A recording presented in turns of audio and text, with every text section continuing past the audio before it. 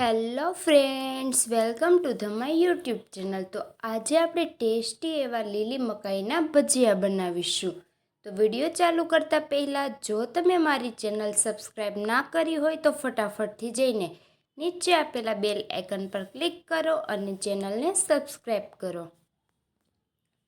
તો લીલી મકાઈના ભજીયા બનાવવા માટે મેં અહીં લીલી મકાઈ લીધેલ છે। તેને આપણે સારી રીતે છીણીને તૈયાર કર્યું છે। ત્યારબાદ ઝીણા સમારેલા મરચાં લીધેલ છે।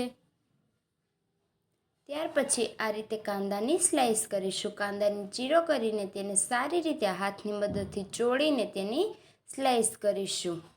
તો કાંદાની સ્લાઈસ ઉમેરેલ છે।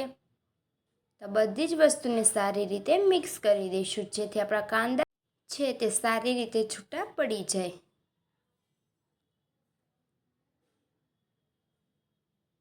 તો હવે બધો જ મસાલો રેડી છે। તો હવે આપણે તેમાં ચણાનો લોટ ઉમેરી દઈશું। તો અહીં આપણે ક્વોન્ટિટી પ્રમાણે 2 થી 3 મોટા ચમચા ચણાનો લોટ ઉમેરીશું। ચણાનો લોટ ઉમેર્યા બાદ 1 ચમચો કોર્નફ્લોર એટલે કે મકાઈનો લોટ ઉમેરીશું, જેથી આપણા ભજીયા છે તે ક્રિસ્પી બને। ત્યાર પછી અડધી ચમચી હળદર ઉમેરી દઈશું।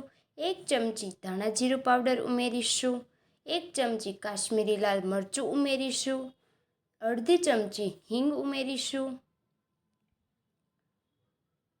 ત્યારબાદ અડધી ચમચી મીઠું ઉમેરીશું। ત્યાર પછી અડધી ચમચી ગરમ મસાલો ઉમેરીશું। બધો જ મસાલો ઉમેર્યા બાદ હવે આપણે તેમાં થોડું પાણી ઉમેરીશું અને સારી રીતે મિક્સ કરતા જઈશું। તો જરૂર પ્રમાણે પાણી ઉમેરતા જઈશું અને હાથની મદદથી સારી રીતે મિક્સ કરીને તૈયાર કરીશું।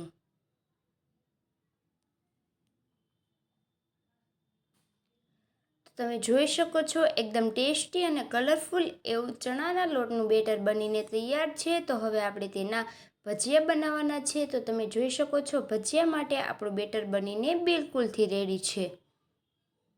તો હવે આપણે તેના પર અડધી ચમચી ખાવાનો જે બેકિંગ સોડા આવે છે તે ઉમેરીશું।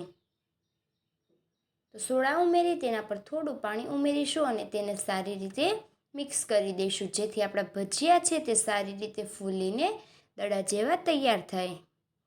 તો હવે આપણે એક કડાઈમાં તેલ લઈશું। તેલ સારી રીતે ગરમ થાય ત્યાર સુધી આપણે રાહ જોઈશું।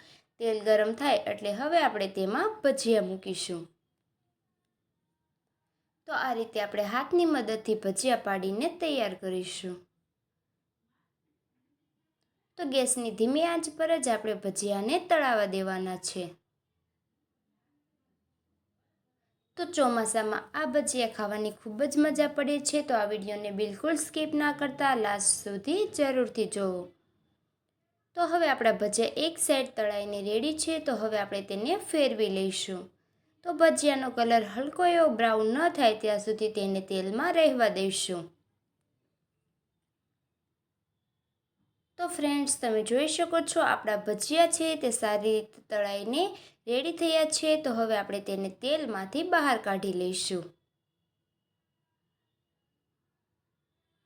તો બિલકુલ ટેસ્ટી અને ક્રન્ચી ક્રિસ્પી એવા મકાઈના ભજીયા બનીને બિલકુલથી રેડી છે। તો આ ભજીયાની રેસીપી તમને કેવી લાગી તે કોમેન્ટ કરો અને ગ્રીન ચટણી સાથે સર્વ કરો। તો તમને આ રેસીપી કેવી લાગી તે કોમેન્ટ કરવાનું ભૂલતા નહીં અને મારી ચેનલ ખુશી કુકિંગને લાઈક કરો, શેર કરો અને સબસ્ક્રાઈબ કરો, જેથી મારા વિડીયોઝ તમને મળી રહે। તો ફટાફટથી જઈને આ રેસીપી ઘરે ટ્રાય કરો અને ચેનલને સબસ્ક્રાઈબ કરો।